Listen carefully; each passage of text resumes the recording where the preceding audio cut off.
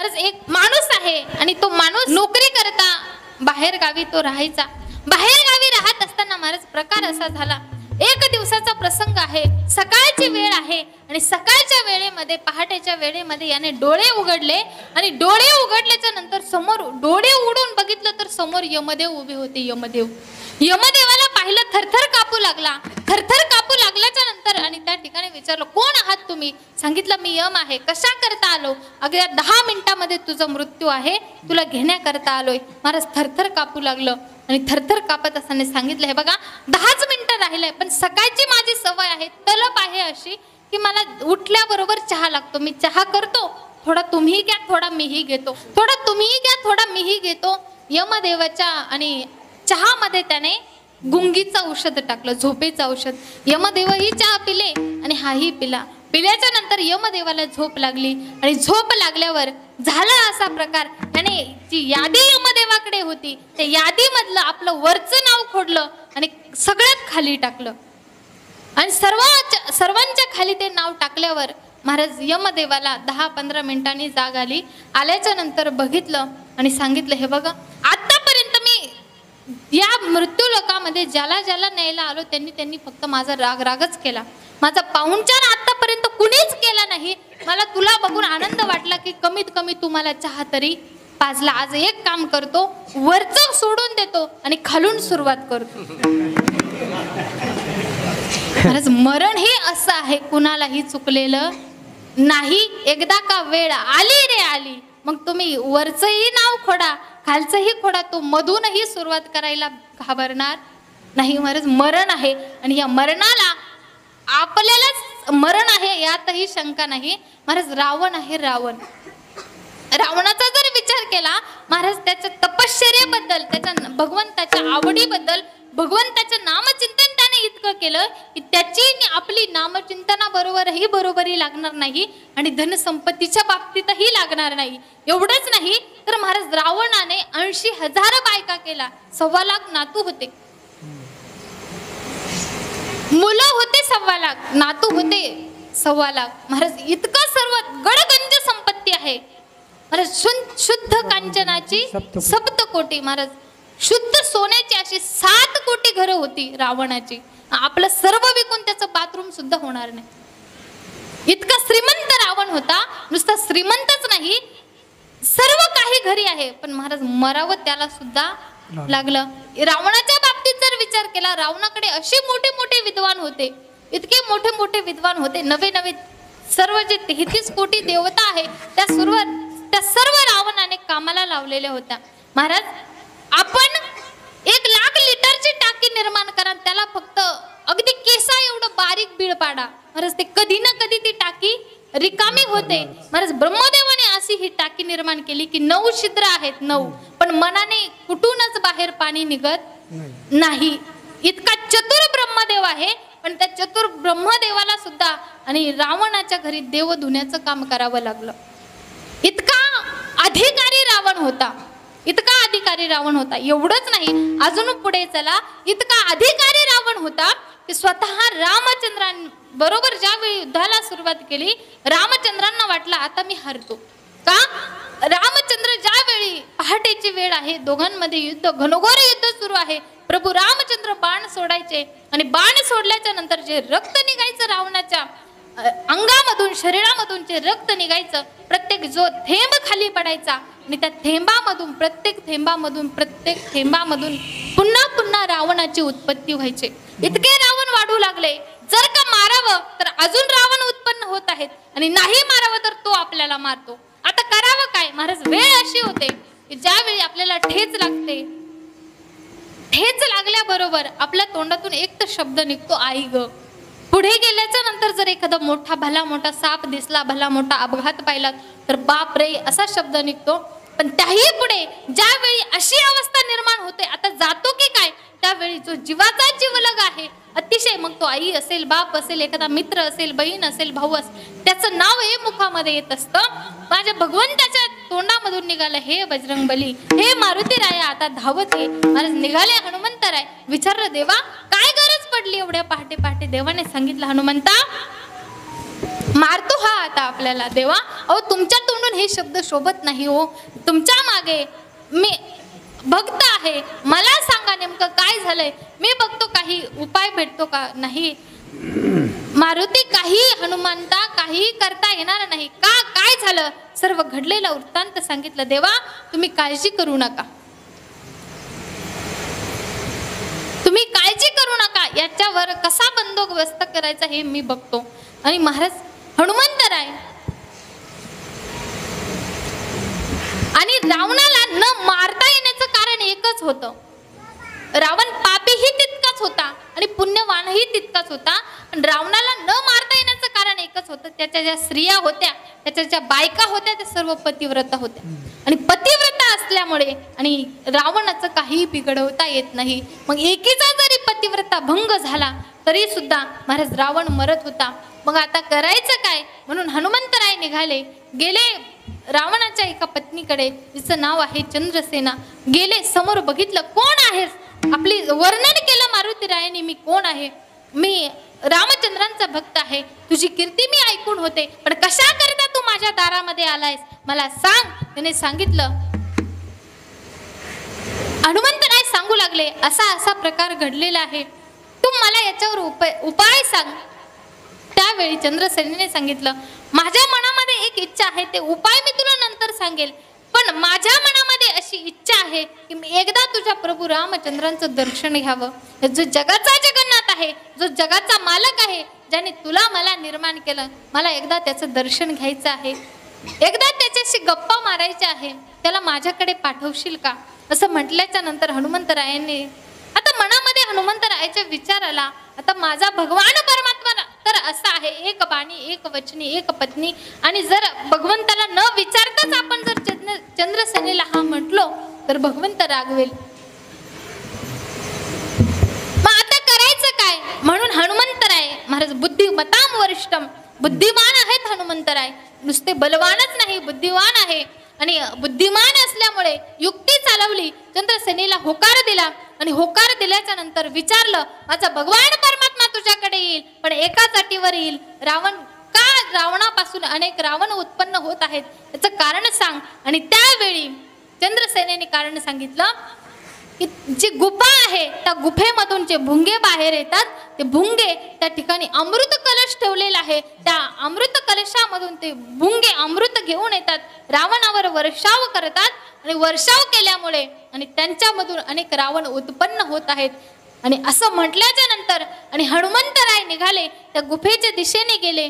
गुफेच्या दिशेने गेल्याच्या नंतर बघितले ते सर्व भुंगे आणि भुंगे बघितल्याच्या नंतर आई माता ज्या जगदंबा आहेत, पार्वती माता ज्या शेपटी बनवून या मारुतीरायांसोबत भगवंताच्या सोबत अवतार म्हणून आलेले आहेत. आणि पार्वती मातेने आई जगदंबेने महाराज त्या शेपटीने भुंगे मारायला सुरुवात, एक शेपूट मारली की भुंगा जागेवर जायचा. महाराज प्रकार असा झाला, भुंगे सर्व थरथर कापू लागले. मारुतीराया तुम्ही जे म्हणाल ते ऐकायला तयार आहे. अरे ज्यांनी तुम्हाला जन्माला घातलं आणि त्यांच्याच मुळावर तुम्ही उठले, तुम्ही दुश्मनाच्या पार्टीत गेल्या. अरे वेड्यांनो, काही करा पण आपले प्रभू वाचले पाहिजे. मग काय करावं बरं आम्ही, सांगा तुम्ही. मारुतीरायांनी सांगितलं, एकच करा, जाऊन फक्त चंद्रसेनेचा जो पलंग आहे तो पोखरायला सुरुवात करा. अरे जे भुंगे आहेत ना, भुंगे याचे अनेक प्रकार आहेत, अनेक प्रकार आहेत. काही भुंगे असे आहेत जर फुलामध्ये जर गुंतले ना तिथेच त्याचा जीव जातो, पण काही भुंगे असे आहेत कितीही मोठं लाकूड करू द्या, पोखर करायला जर सुरुवात केली ना महाराज 8 दिवसही लागत नाही ते तुटायला. असे अनेक प्रकार आहेत भुंग्यांचे महाराज. काही भुंगे त्या ठिकाणी गेलेले आहेत, काही भुंगे मरण पावलेले आहेत. आणि महाराज प्रभू रामचंद्रांकडे हनुमंतराय आले आणि आल्याच्या नंतर महाराज हात जोडले हनुमंताने, देवा आता युद्धाला सुरुवात करा. युद्धाला सुरुवात केली. बघता बघता रावण मरण पावला. रावण मरण पावल्याच्या नंतर इकडे झालं असं, भगवंताने हात जोडले, देवा रावण तर मेला, पण आता आपल्याला एक कार्य पूर्ण करायचं आहे. मी कुणाला तरी वचन देऊन आलंय की माझा भगवान परमात्मा तुमच्याकडे येईल. आता चंद्रसेनेला वचन दिलं होतं म्हणून भगवान परमात्मा निघालेला आहे. आणि निघालेला असताना सांगितलं हनुमंतराय, अरे काय हा वेडेपणा, मी या जन्मामध्ये एक बाणी एक वचनी एक पत्नी आहे, मला दुसरी सोबत बसता येणार नाही, तिच्याकडे बघता येणार नाही. हनुमंतरायांनी सांगितलं देवा तुम्ही काळजी करू नका, तशी सोय मी करून ठेवलेली आहे. चंद्रसेनेला सांगितलं डोळ्याची पापणी जेवढ्या वेळेत लावते जेवढ्या वेळेमध्ये झाकते आणि झाकल्याबरोबर जेवढं विघ्न येतं ना तेवढं सुद्धा विघ्न माझ्या भगवान परमात्म्याला सहन होणार नाही, एवढ्या वेळेचं सुद्धा विघ्न सहन होणार नाही. चंद्रसेनेने सांगितले याची जबाबदारी मी घेते. महाराज त्या ठिकाणी प्रभू रामचंद्र गेल्याच्या नंतर नुसतं पलंगाला पाय लावला, पलंग कडकड कडकड मोडून गेला आणि महाराज भगवान परमात्मा तसेच निघाले. पुढचा कथा भागही भागवतामध्ये खूप सुंदर वर्णन आलंय. पुढचाही कथा भाग आहे. महाराज तीच चंद्रसेना पुढच्या जन्मी भगवान परमात्म्याने वचन दिलं, या जन्मामध्ये मी तर वचनबद्ध आहे, मी एक बाणी एक पत्नी एक वचनी आहे. या जन्मात तर मला तुला पत्नी म्हणून स्वीकारता येणार नाही, पण पुढच्या जन्मामध्ये मी नक्की तुझा स्वीकार करेल. म्हणून पुढच्या जन्मामध्ये सत्यभामा म्हणून आणि तीच चंद्रसेना पुढे भगवंताची पट्टराणी झाली. हा कथा भाग पुढचा आहे. तर सांगायचं असं, अशा ज्याच्या पत्न्या होत्या महाराज, पतिव्रता हा धर्म काही सोपा नाही. तुका म्हणे पतिव्रता तिची देवावरी सत्ता. रावणाच्या 80,000 पत्न्या ह्या पतिव्रता होत्या. रावणाचं काही साधारण महाराज त्या ठिकाणी सामान्य नव्हता रावण, पण तरी सुद्धा त्याला सुद्धा मरावं लागलं. तुम्ही आम्ही तर साधारण जडजीव आहोत, तुम्ही आम्ही तर साधारण माणसं आहेत. जिथे देवालाही मरण चुकलं नाही, देवाच्या बापाला सुद्धा चुकलं नाही, राजा दशरथाला सुद्धा रामाच्या 4 पुत्र असून महाराज शेजारी कोणीही नव्हतं पाणी पाजायला. प्रत्येकाला जावं लागतं आणि प्रत्येकाला ह्या मरणाची भीती आहे. पण तुकोबाराय म्हणतात आम्ही जे हरीचे दास आहोत ना, आम्ही त्या भगवंताचे भक्त आहोत ना, आम्हाला या मरणाची किंवा आम्हाला भय नाही कशाचं. अभंगाच्या पहिल्या चरणामध्ये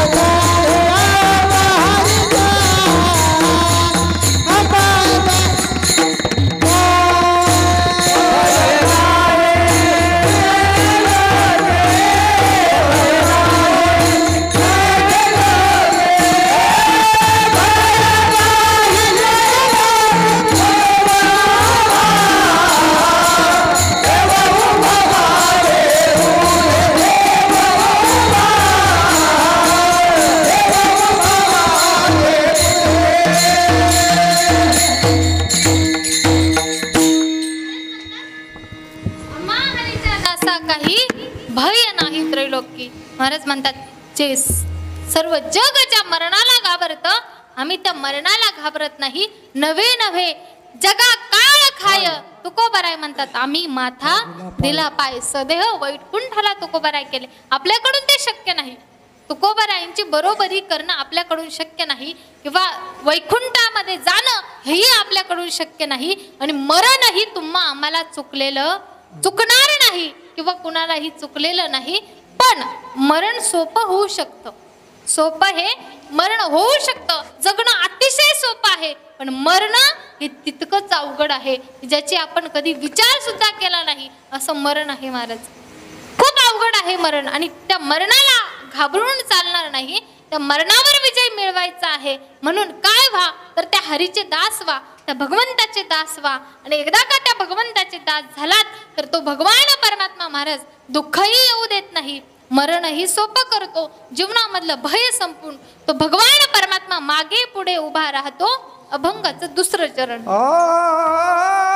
देव उभा मागे पुढे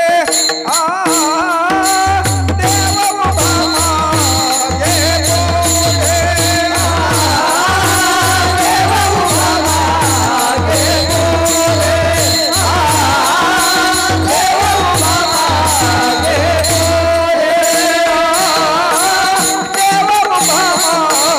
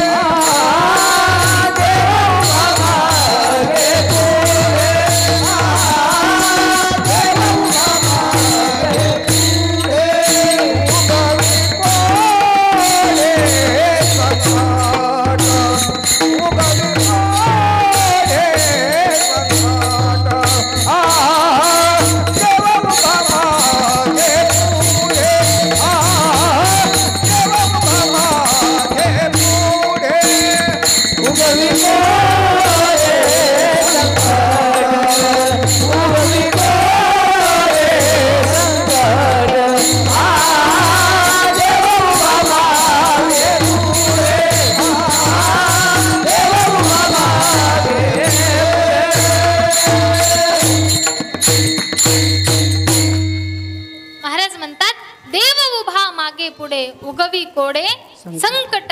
एकदा का त्या भगवान परमात्म्याचे दास झालात महाराज म्हणतात मग भय राहत नाही. आणि एवढंच नाही तो भगवान परमात्मा मागे पुढे उभा राहतो. महाराज मागे पुढे कसा उभा राहतो थोडक्यात उदाहरण देईन. जनाबाई आहेत महाराज. जनाबाई लहानची मोठी नामदेव रायांकडे झाली. तिथेच राहायचं, तिथलंच काम करायचं आणि भगवान परमात्म्याचं नामचिंतन करायचं एवढाच एक ध्यास होता. जीवनामध्ये फक्त त्याचं नामचिंतनच करायचं एवढंच मनामध्ये. आणि त्या ठिकाणी जनाबाईच्या आहे. बघता बघता जनाई लहानच्या मोठ्या होऊ लागल्या. खाता बोलता हसता नाचता जे काही कार्य आहे मला सर्व कार्यामध्ये जनाबाईच्या तोंडामध्ये फक्त विठ्ठल विठ्ठल विठ्ठल विठ्ठल विठ्ठल विठ्ठलच असायचं. व्हायचं असं महाराजच्या हातांनी गोवऱ्या थापायच्या. त्या गोवऱ्या सुद्धा विठ्ठल विठ्ठल म्हणायच्या. नवे नवे इतकंच नाही महाराज झाड लोट करी जणी केर भरी चक्रपाणी पाटी घेऊन या श्री नेऊन या टाके दुरी. इतका अधिकार जनाबाईंनी या नामाच्या जोरावर प्राप्त करून घेतला. कचरा जमा करावा आणि तो भगवान परमात्म्याने एका पाटीमध्ये घेऊन तो उकरड्यावर नेऊन टाकावा इतका अधिकार जनाबाईने प्राप्त करून घेतला. नवे नवे जनाबाईने जात्यावर दळण दळावं आणि भगवान परमात्म्याने त्या ओव्या लिहून काढाव्या. जनाबाई जात्यावर दळण दळत असताना सुंदर सुंदर ओव्या म्हणायच्या. सुंदर माझे जाते ग फिरते कौतुके ओव्या गाऊ कौतुके तू ये रे बा विठ्ठला.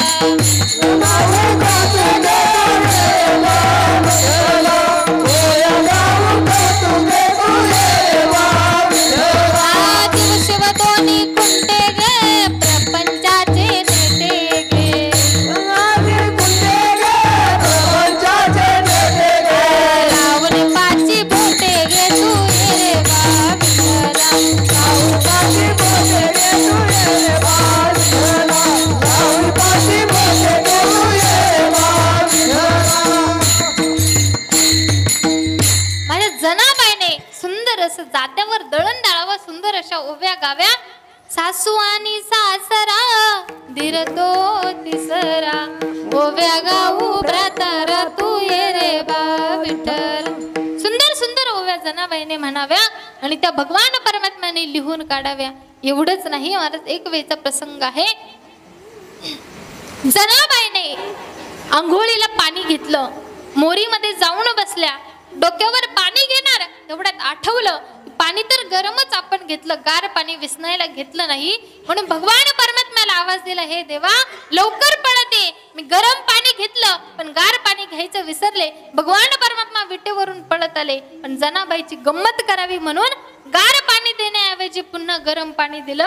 जनाबाईने ते डोक्यावर घेतलं. महाराज चटके बसले. वेदना झाल्या. अंघोळ करून बाहेर आल्या. महाराज भगवान परमात्म्याला शिव्या द्यायला सुरुवात केली. अरे अरे विठ्या मुळ मायेच्या कारट्या तुझी रांडरणकी झाली जन्म सावित्री चुडाळली. तुझे गेले रे मडे तुला पाहुनी काळ रडे उभी राहुनी अंगणी शिव्या देत दासी. कुणी शिव्या द्याव्या जनाबाईने आणि कुणाला? तुम्हा आम्हाला नाही भगवान परमात्म्याला शिव्या द्याव्या. कशाच्या जोरावर? तर फक्त भक्तीच्या जोरावर आणि नामाच्या जोरावर. त्यांनी काही नवरात्रीचे 9 दिवस उपवास केले नाही. महाराज तेवढा अधिकार प्राप्त करून घेतला. स्वतःही खायच्या भगवान परमात्म्यालाही खाऊ घालायच्या. पण मनामध्ये इतकी स्वच्छता होती इतकी मनामध्ये प्रसन्नता होती की अक्षरशः भगवान परमात्म्याला शिव्या द्याव्या.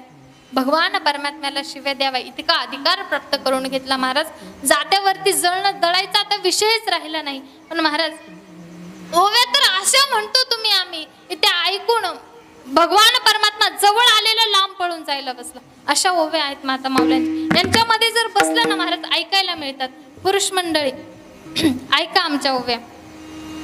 आंब्याचा ग आंबरस पाणी घालून केला नास. आंब्याचा ग आंबरस पाणी घालून केला नास. माझ्या ग गंगीला नवरा मिळाला गांजा कस. बरोबर ना महाराज? कबूलही झाल्यात. विठ्ठल विठ्ठल.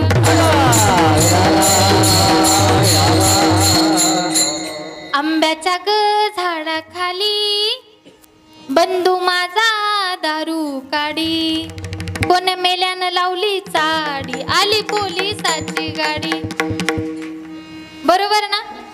हो म्हणतात पुन्हा. अशा ओव्या आहेत महाराज. तो भगवान परमात्मा जवळ येईल का हो महाराज? जवळ आलेला लांब जाईल. आणि त्याला आपलंसं करण्याकरता महाराज तुम्ही संन्यास घेऊ नका. कुठे जास्त लांबही जावं लागत नाही. माऊली ज्ञानोबा सोपा उपाय सांगतात. सोनी संसारी जिव्हे वेगो करी वेदशास्त्र उभारी बाह्य सदा. माझं प्रपंच हा अतिशय सोपा आहे. प्रपंच करावा लागत नाही, संसार करावा लागत नाही. तो एकदा का आपण जन्माला आलो तो होत असतो, पण परमार्थ हा असा आहे, हा होत नाही, तो करावा लागतो. आपण जर म्हटलो एखाद्याला चला ना बाबा जाऊ पंढरपूरला, नका एवढं सोयीला लागू द्या महाराज. सोयीला लावता लावता आपण कधी सोयीला लागू सांगता येत नाही. म्हणून त्याकरिता महाराज काय करा तर रात्रंदिवस त्या भगवान परमात्म्याचं नाम महाराज. जर सोपा उपाय जर सांगितला ना, जर मरण सोपं करायचं असेल तर भगवान परमात्म्याला जर प्राप्त व्हायचं असेल, जर सोपा उपाय असा आहे की मरणाच्या वेळी अतिशय शेवटच्या क्षणाला महाराज जर त्या भगवान परमात्म्याचं नाम जर मुखामध्ये येत असेल तर तुम्हाला मोक्षाची प्राप्ती होणार आहे. तर तुम्हाला मोक्षाची प्राप्ती होणार आहे महाराज. काशीमध्ये मेल्याच्या नंतर मोक्ष मिळतो म्हणतात की नाही? माऊली ज्ञानोबाराय सांगतात, मोक्ष देऊनी उदार काशी होय केर, परी वेचावे लागे शरीर, ती गावी काशी ही मोक्ष देते हे खरं आहे. पण त्या ठिकाणी मरावं लागतं तेव्हा ती मोक्ष देते. हो की नाही? आपल्याला मोक्ष जर मिळवायचा असेल, आपल्याला जर त्या भगवान परमात्म्याच्या चरणाजवळ जायचं असेल तर महाराज काशीला जाऊन मरावं लागतं, त्यावेळी आपण जातो. पण जर हा प्रपंच करून जर तो भगवान परमात्मा जर मिळवायचा असेल तर महाराज आपल्याकडे एकच उपाय आहे. तर उठता बसता जसं काही आपल्याला जमेल तसं त्याचं नामचिंतन करायचं आहे. आणि त्याचं नामचिंतन केल्याच्या नंतर आणि जसं जसं ते आपल्या मुखामध्ये, आपल्या मुखाला जसं जसं वळण, महाराज जसं म्हणतात ना, माझ्या मुखाला पडिले वळण, इंद्रिया सकळ भाव तो निरळा नाही तुझा. जसं इंद्रियांना तुकोबारायांच्या वळण पडलेलं आहे त्या भगवान परमात्म्याचं नामचिंतन करण्याचं, तसं तुमच्या आमच्या इंद्रियांना जर वळण पडलं तर भगवान परमात्म्याचं नामचिंतन करण्याचं, तर अवश्य तो भगवान परमात्मा तुमच्या आमच्या सुद्धा मागे पुढे उभा राहील. पण त्याकरिता महाराज रात्रंदिवस त्याचं नामस्मरण करावं लागेल. एवढंच नाही, तुकोबाराय म्हणतात ते त्या भगवान परमात्मा नुसता मागे पुढे उभा राहत नाही. आपण ज्या भावाने त्याला, ज्या भक्तीने त्याला आवाज देऊ, कुणी बहीण म्हणा, कुणी भाऊ म्हणा, कुणी पत्नी म्हणा, कुणी आपला पती म्हणा, तसा तो भगवान परमात्मा धावत येत असतो. अभंगाचं 3रं चरण. जैसा केला तैसा पाहे, जैसा केला तैसा होय, जैसा केला तैसा होय, जैसा केला तैसा होय,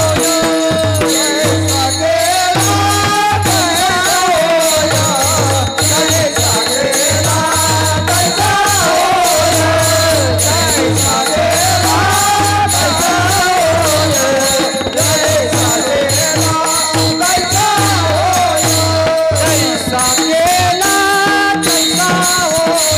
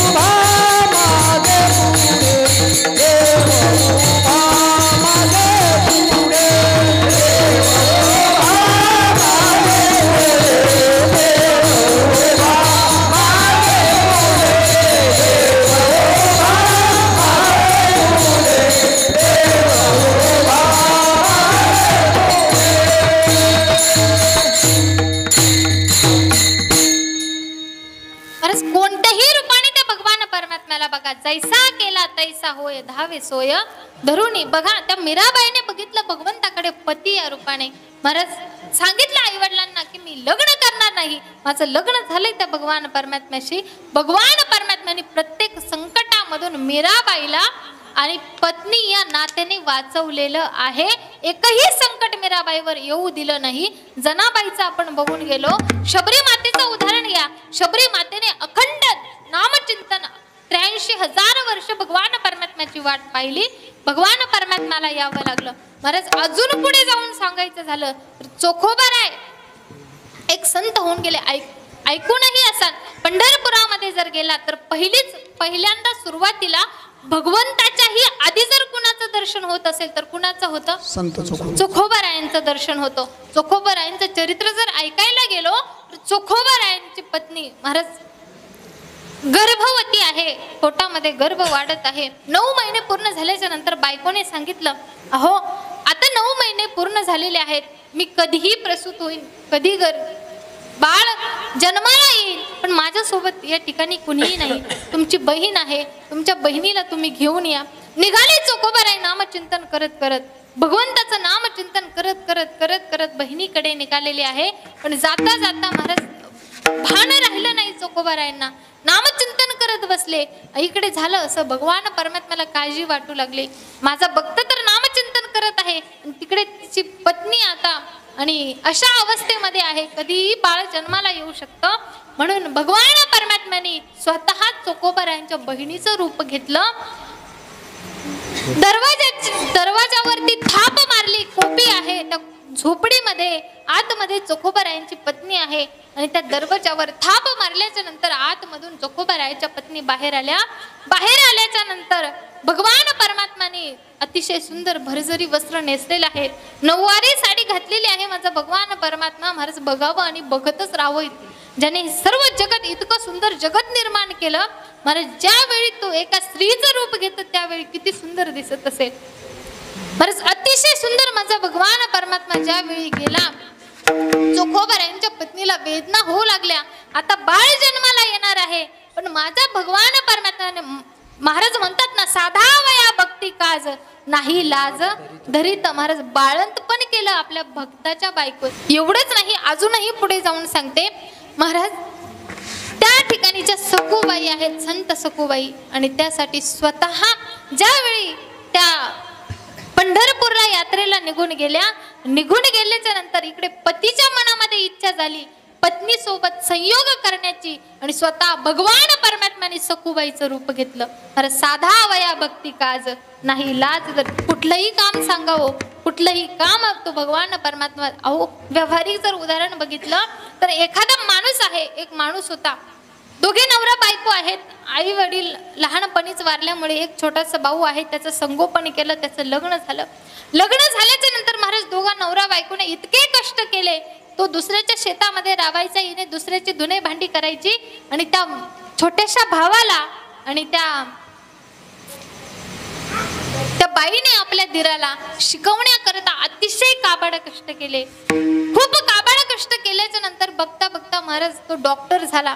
डॉक्टर झाल्याच्या नंतर पुढे असा प्रसंग आला की जिने लहानचं मोठं केलं, जिने लोकांच्या दाराचे उंबरठे झिजवले, महाराज बघता बघता एक दिवस तीच गर्भवती झाली.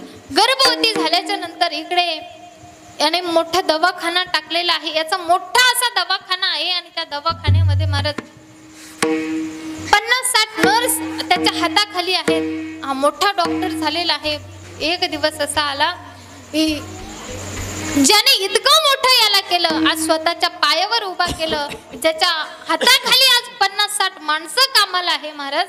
आणि अशा वेळेस ज्यावेळी प्रसूती काळ जवळ आला, आता वेदना व्हायला सुरुवात झाली. आता बाळ कोणत्याही क्षणी जन्माला येईल, म्हणून आपल्या स्वतःच्या दिराच्या दवाखान्यामध्ये तिला ऍडमिट करण्यात आलं.